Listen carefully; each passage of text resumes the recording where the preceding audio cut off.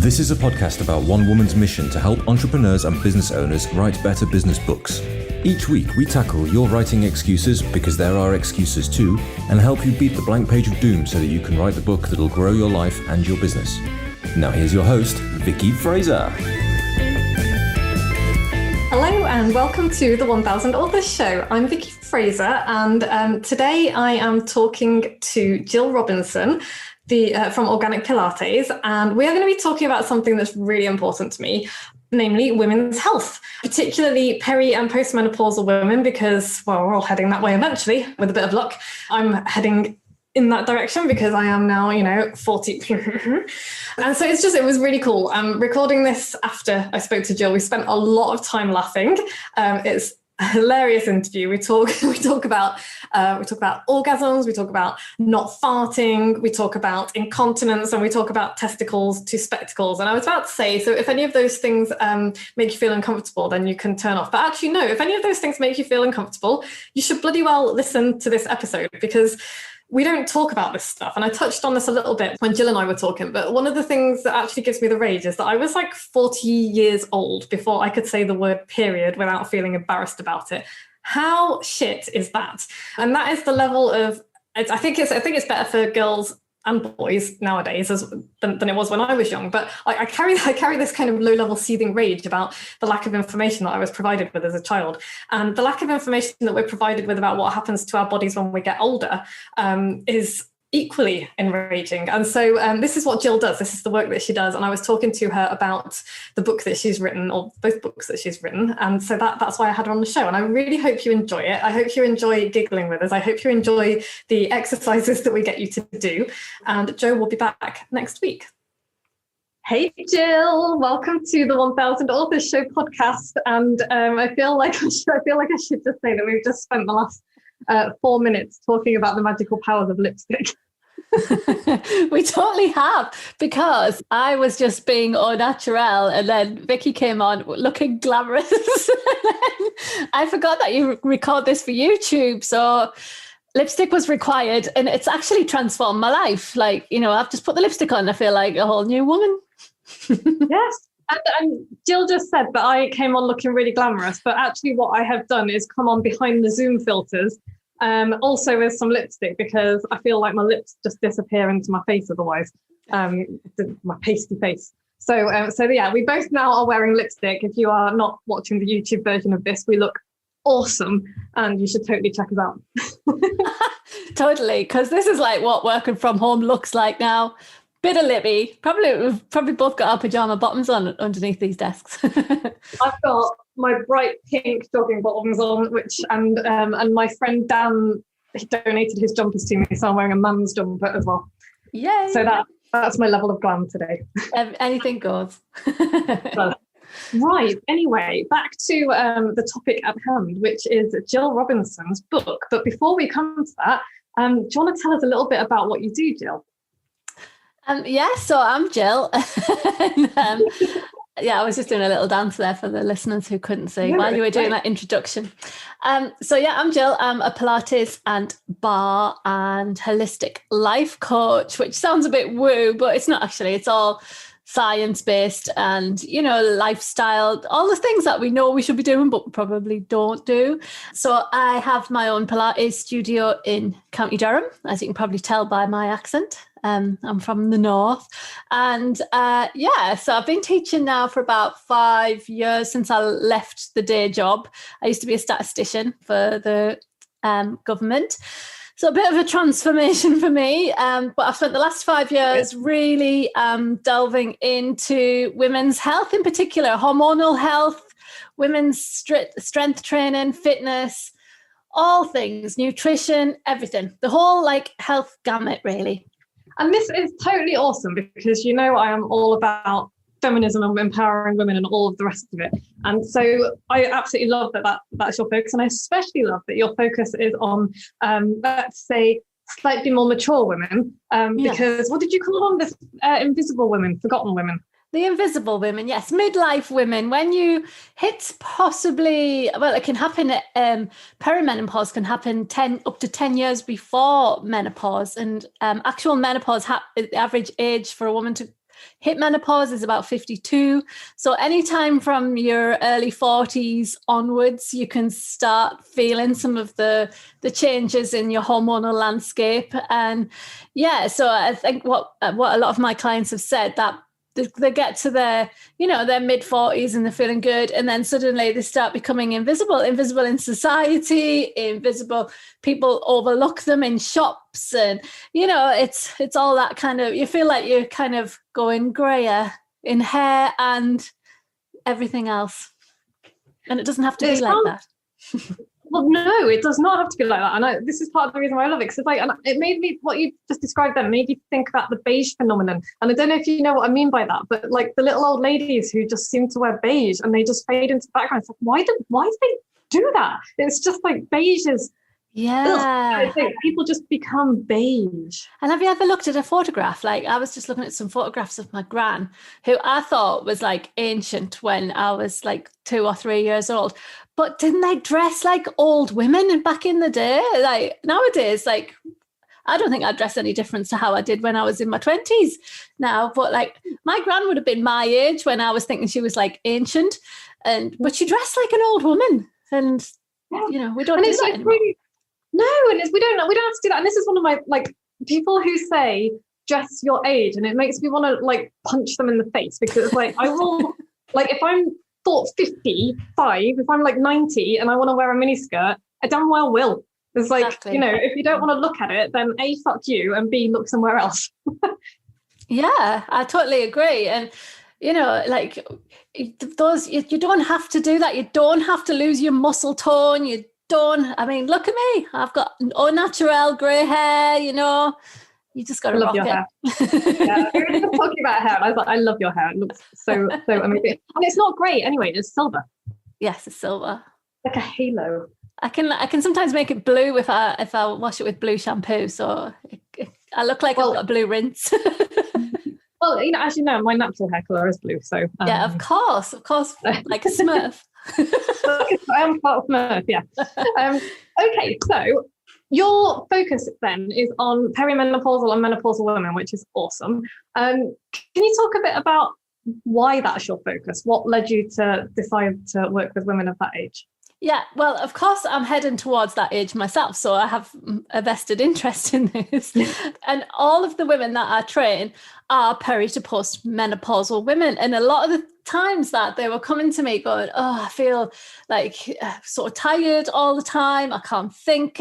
The thing is, estrogen affects the cell receptors. Every single cell in your body has an estrogen receptor. So it affects everything from your digestion to your skin to your hair, your brain, how you sleep, how your temperature. So when estrogen starts to decline out of your body, every single part of your body suddenly starts to, you feel bits that don't work, that you hadn't even thought you needed to work. So it affects everything. And I started like wondering what you can do. Like the only solution that was being offered to women was either put up with it and shut up, or take HRT. And then HRT started to get some bad reputations with, causing breast cancer. And then one scientific body said, don't do it. The next scientific body said, do it. And it's like all that confusion around HRT as well. So I was thinking there's got to be other ways that you can do this. It's not that I'm against HRT, by the way. I think if you need it, then you can have it. But there are lots of other things that you can continue to do, and maybe just tweak some of the stuff. And, all the stuff that you did when you were young, like going to a massive calorie deficit and kill yourself at HIIT classes and stuff. You can't do that anymore. So there are ways to tweak things around for the mid-aged woman, not middle-aged. I don't like that word. No, wipe that one out there. I said that. Mid-aged. Mid-aged. No, but you're right though, and this is like, I'm really excited about this. It's such an important conversation to have, and it's such important work that you're doing, because it kind of feeds into the wider problem of like women's issues are just considered non-issues because they're not men's problems, and that absolutely drives me up the wall. And my favorite example of this is that I was like 41 years old before I was comfortable saying the word period out loud. How fucked up is that? And like, I can sit here and blame my parents, and to a certain extent I do a little bit, but they gave me what they had, which was probably they did better than their parents did. But it's really infuriating. So it's like, why is that something to be ashamed of? Why can we not talk about our bodies? Why can we not talk? And why does nobody tell us what happens when we get a bit older? Yeah, exactly. And like, I'm always laughing on my podcast because I do it with my trainer dad, and I'm always talking about periods. And he's like, I didn't sign up to talk about periods all the time, but it's so important. And you know what? Women go through this cycle every month. And I would say the majority of women don't have a clue what that means, what is going on with their hormones during the phases of your monthly cycle. And once you can get a grip on that, you'll start to understand why some days you want to go and hide away in a cave and other days you're like on fire with productivity. And if you can start planning your life around that a little bit more, a little bit better, then you can start being the most productive person in the world. And then on the days when you're feeling like you're a bear that needs to go in a cave, you can plan your life around that. There's days when you should be lifting heavy weights during your monthly cycle. There's days when you should not be lifting heavy weights and be doing more of like kind of the work in and breathing exercises. So understanding your female cycle. And of course, if you link that, which is what I love to do, with Carl Jung's archetypes. So some days you're the crone, some days you're the maiden, other days you're the warrior, start linking it. Like, I just love the whole Jungian archetypes to link that too, but it's such a good way to explain it all. And then when that cycle starts to peter out and get erratic and jump around all over the place, then that's a whole new conversation. But it's things that you can plan around. So it's dead interesting. Yeah. It is interesting. And the fact that like I've actually got the rage that I am 41 years old before I even started to understand all this stuff. So it's like, why are we not taught this from an early age? And the only reason that I've started to understand it recently, partly because of you, but partly because I've got this app on my phone called, is it called Flow? Yeah, there's a few. Yeah, there's a few apps you can get. No, yeah, it's really interesting because it's like, oh, this is what's happening to your body today, and this is what's happening now, and this is, and you might want to go and do this, and you might be feeling like this because of this, and it's just like, oh, that's so interesting. And when you become more aware of it, it's so interesting. You can think like, oh, right, okay, I'm like some days you'll drop things or bump into things, like some days you just have a day where you're just dropping stuff all the time, or you're banging into walls and things. And you can understand why that's happening on certain days. And it's just so interesting. Women need to know this stuff. And then also we need to like talk about, the birth control pill, which just dampens down that whole thing. Whether you like it or not, we are biologically evolved to have babies. And that's what makes us kind of a female, that whole system and what that's doing every month to your brain. I always like to think of it as like the tide coming in and out on the sea, so like as the tide comes in, you're kind of like flooded and you can't get on the beach, but then as the tide goes out, you've got that lovely clean area, and that's what it's doing every month for your brain. It's like coming in and out and clearing away everything, but then that stops. And if you are on birth control pills, you just dampen down that whole system. So it's I think a lot of women aren't actually aware that birth control pills were never tested on women for a start. It's probably the biggest female test ongoing in the world. Wow. They still don't know what the long-term effects of being on the pill are. Obviously, there's lots of great things that the pill did, but I think plaster for a lot of other stuff that could be rectified through correct lifestyle and other interventions. So yeah, it's really, and again, it's like, yes, the pill was amazing for a variety of reasons. It liberated women and all the rest of it. But on the other side, it was like, puts all the responsibility for birth control on women. Exactly. And once again, that enrages me. And it's like, if you don't want to be a father, go and get the snip. But they don't like that idea. Exactly. And funny how men invented it for their own benefits as well, So it's, there are pros and cons, definitely pros and cons. But it's like anything, knowledge is power, isn't it? So once you start to research these things, and hopefully if anybody of you are out there on the birth control pill, just start looking up what it's actually doing to your body. And if that's something that you are happy with, then fine. But if it's something that you think, well, maybe I need to know a little bit more about this, do research it. Yeah, this is what I love about you, because you're like, knowledge is power, and that's the thing. It's like, go find out what it might, exactly. What it and study what happens to you. And it's like, if you don't like it, go and ask for an alternative. And it's like, we don't feel like we can ask doctors and things about, but we can. And I'm going to ask you about your book in a second, but just before that, I just wanted to say as well, it's like there's this, like, women are 50% of the Earth's population, right? And there is so much that isn't known about us. And then you think, okay, so that in itself is frustrating. Then you think, goodness me, think about all of the other groups that are marginalized that we know even less about. It's like, the whole focus has been on kind of men. And then it's like, well, we've got women that we don't know anything about. And then we've got like trans people and gay people and people who are not white. I mean, it's just like there's just so much work to do. And I just feel like you're doing some really important stuff looking at menopause and perimenopausal women. So yay. Yay. I know. And when you come to the whole trans and the gender stuff, when you think about your hormones, how powerful they are, and then they either putting hormones in or taking hormones away, it's such a massive undertaking. It's really interesting. I find hormones, I think we're just a bundle of habits and hormones. It's either one or the other that governs your life. So learning which ones, what they're doing to you and which habits are affecting you in a good way and a bad way. Awareness is everything, I think. Yeah, totally is. Knowledge and awareness. And yeah, if people take nothing else away from this podcast, like all people everywhere, it's like awareness of what your body does and how it does it, and go learn stuff is just the most important thing. Yeah. Okay, so your book. Tell us about your book, because I'm really excited about your book. Yeah, so this wasn't the original book that I set out writing, which is still half written. This was, so the first original book was kind of like going to be how to be a holistic goddess, which was going to be the full gamut of everything that I talk about, like all the lifestyle things and the hormones and the habits and everything. But then I kind of got a bit waylaid, a bit like bowled under with the whole thing. So I thought, right, what I'm going to do is write a blog post on the 10 things that I think you should be doing as a peri to postmenopause women, the 10 most effective things for your body. And then that blog post turned into like really long. And I was thinking, this is more of a book than a blog post. But because I'd psychologically convinced myself I was writing a blog, not a book, it kind of just grew and grew and grew, because I think writing the book was psychologically kind of, I'm writing a book. Whereas if I'm writing a blog, I kind of tricked myself into it, really, which is Atomic Habits, isn't it? He says, just be the person that goes to the gym, be the person who writes every day. So that's what I did.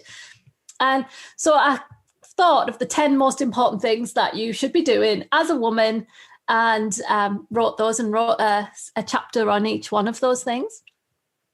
And awesome. Yeah. So it's quite cool, because it's like everything. It's kind of a distilled version of my book, let's say. Okay, so and that's when so you've basically written your second book before you've finished your first book. Well, I don't like to do things the normal way. Linear is not a good thing for me to do. You know what? Linear is overrated. It's overrated. Okay, so tell us a bit about what you want. Who is this book for, and what do you hope that people will get out of it when they're finished reading it? Okay, so it's an ebook. So I've put loads of links to videos and stuff within the book to bits of training. For example, I've got a whole section on the core. So there's all the videos around pelvic floor, how to find your pelvic floor. Most people don't have no clue how to find your pelvic floor. People say, do your pelvic floor exercises, and they haven't got a blooming clue what to do. They know it means squeezing something, but what do you squeeze? So I've got a whole video section on the pelvic floor. This is a quick aside, just like public service announcement. Explain to people what your pelvic floor is and how to find it, because you're right, people don't know this, but let's tell them so that they know.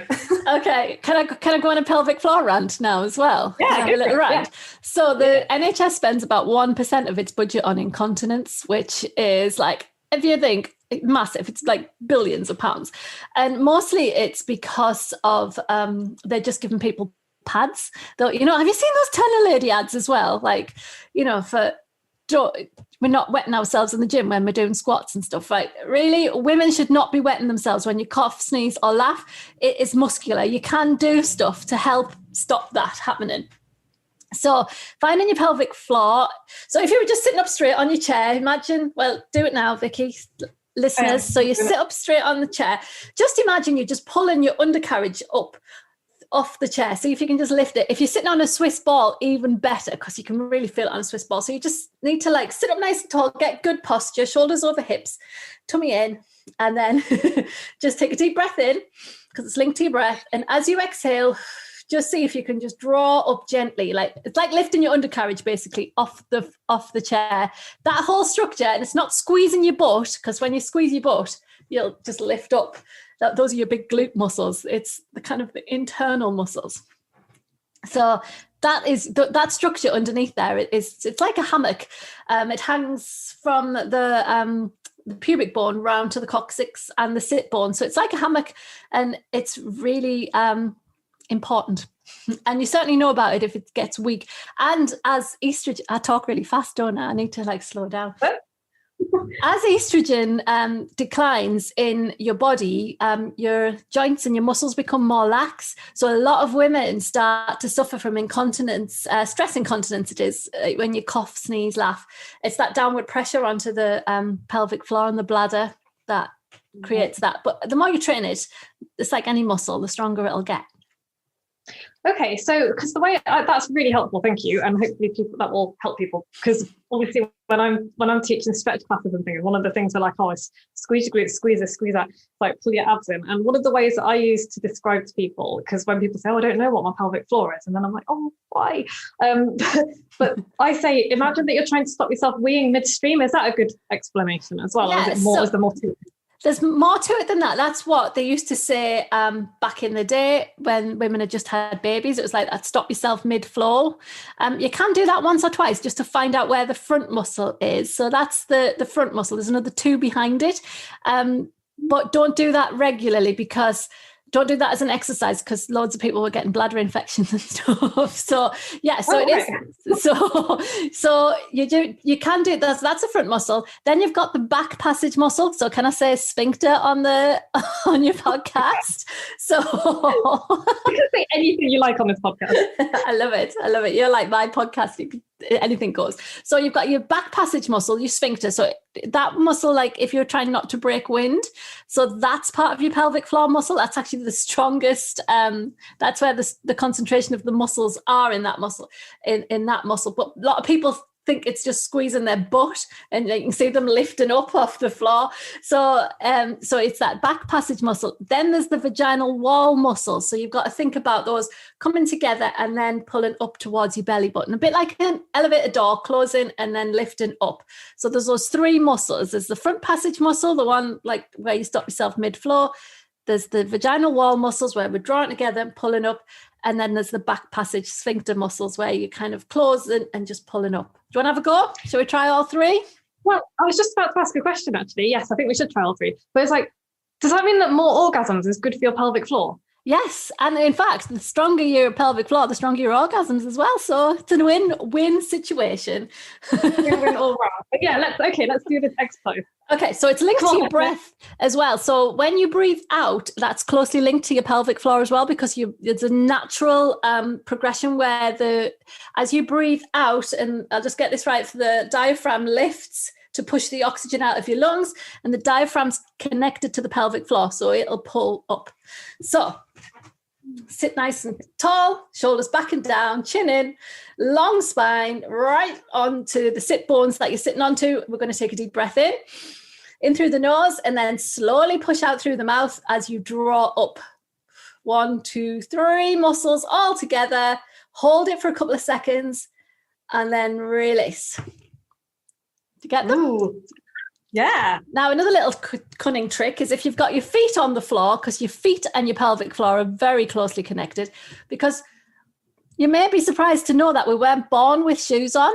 And, as cave women, we didn't evolve to wear shoes. So there's a very strong connection between the foot and the pelvic floor. So when back in the day, when we were walking on uneven surfaces and our feet were getting all maneuvered around, that would switch on the pelvic floor. But nowadays we put our feet in flat shoes and we walk on flat surfaces. So we've lost the foot and pelvic floor connection. But here's a little trick. So if you're sitting upright again, and this time I'm going to take a deep breath in. And as you exhale, this time pull up your pelvic floor, but push your feet down, just gentle pressure through the foot. And that'll help to switch on that connection a little bit more. It totally did. I love learning things when people come on my podcast. That's so interesting. Okay, so that's all of this is in your ebook or your that's all in my book. Yeah. So all the videos are there. It's also closely connected to your eyebrows. I don't know if anyone noticed that their eyebrows went up when they did the pelvic floor exercises. That's how I always tell if people are doing it right. Eyebrows and big toes curl. Your big toes curl up. That's so funny. Okay, I'm going to notice all sorts of things from now on. yeah, you can totally tell when people are doing it right. So this book then, it sounds like, so we've just gone through one of the things that's in it, which that's one of the chapters, yes.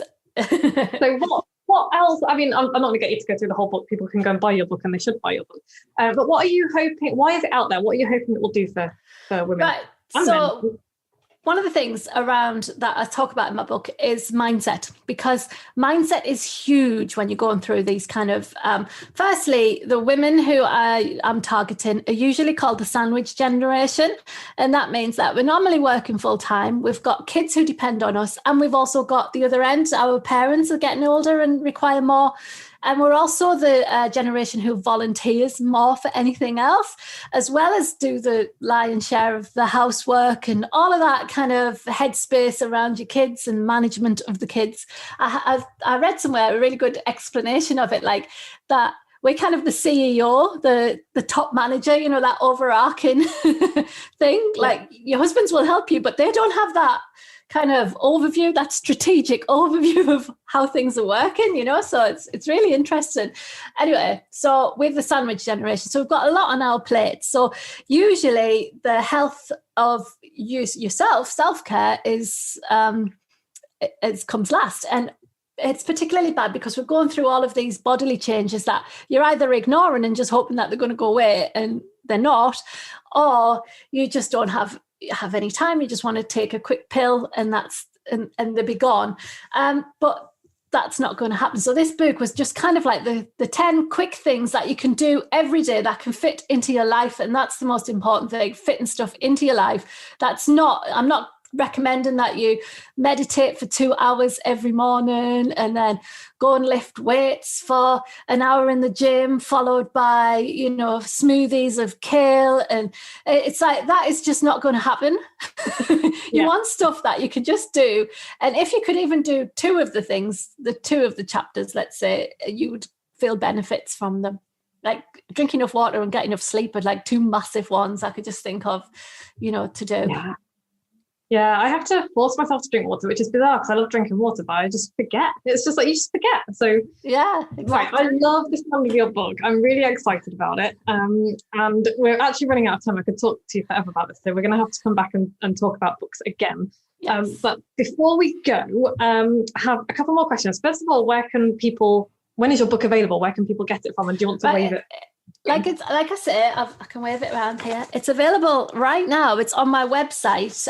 Like I said, it's an ebook because I need to work out how to get all the videos and stuff in a proper book. That's my next stage, obviously. So it's an ebook at the moment. It's on my website under the shop section. So www.organicpilates.co.uk/shop, and you'll see it in there. It's called Unleash Your Holistic Goddess, the 10-step program to blitzing your belly fat, harmonizing your hormones, and regaining your radiance. Ooh, I like the idea of regaining radiance. That's cool. We all need a bit of regaining radiance. We do, especially like in February in the middle of a global pandemic. So yeah. The longest winter ever. But yes, I'm going to put the link in the show notes as well. And Fabulous. So people can go and have a look at that. And I was going to ask you all sorts of stuff about the process of writing your book and all the rest of it, but that's going to have to wait until the next time you come on the show. Because this time we've just talked about like orgasms and pelvic floor muscles and generally not being invisible, which is, I think, more important, to be honest. So that could be like the title of my next book. The Non-Invisible Guide to Pelvic Floor and Orgasms. Yeah. Love it.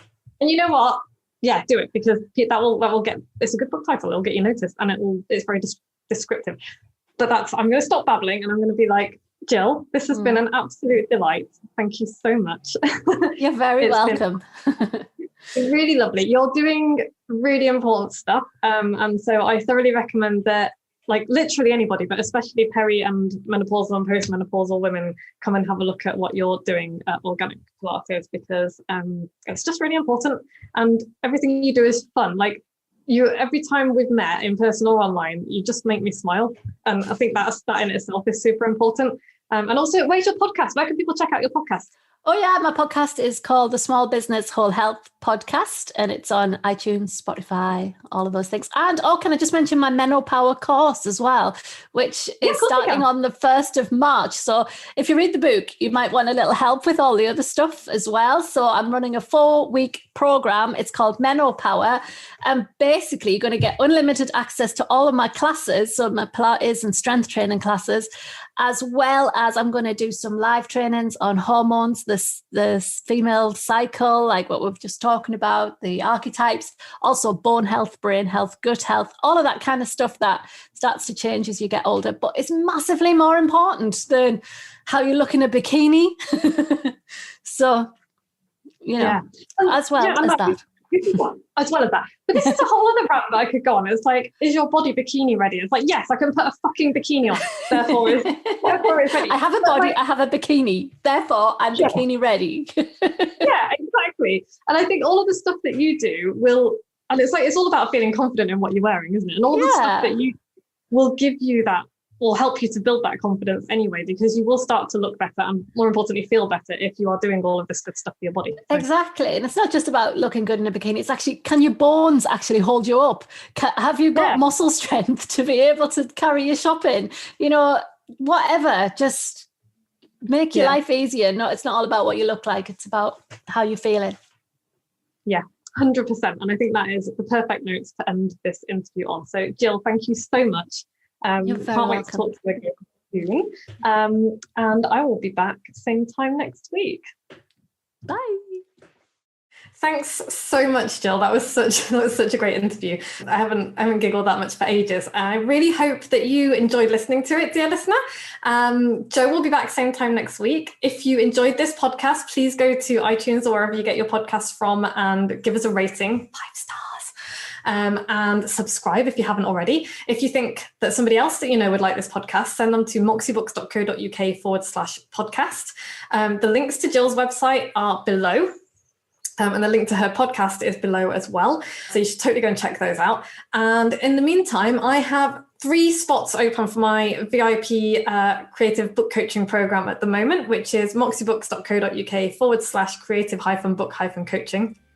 So if you feel like you'd like to write a book of your own, come join me. It's a 6-month coaching experience. It is pretty damn amazing, if I say so myself. I'm really proud of it. And all the people who have gone through it or are going through it think it's pretty flipping great too. So come and have a look, see what you think, fill in an application form. Otherwise, we'll be back same time next week. Thank you so much. Thanks for listening. You can find links and show notes on the website at moxiebooks.co.uk/podcast, where you can also sign up for the best daily emails in the multiverse and find loads of free resources to help you write your book. We'll be back the same time next week with more tales from the book writing trenches and the latest on what the tiny sheeps have been up to. Do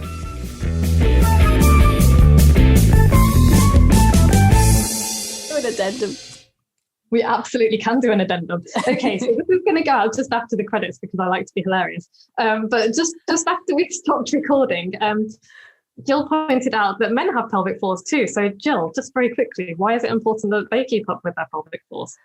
Well, erectile dysfunction, bladder weakness, bowel weakness, prostate problems can be linked to the pelvic floor in men as well. They don't have the inherent weakness that we have. It's like building a suspension bridge and putting a hole right in the middle of it for women, whereas men still have the suspension bridge, which is much stronger, but they still have problems with it as well. So they can still do all that. When we talked about the vaginal wall muscles, they've got the same muscular structure. It's just they need to what's it called? Testicles to spectacles. That's what they need to think about.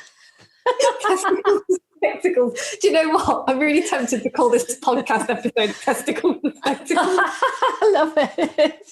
But people will have to wait to listen to right to the end to find out why you've called it that. Yeah, good point. It's going to go in the show notes description, certainly, because it's hilarious. Okay,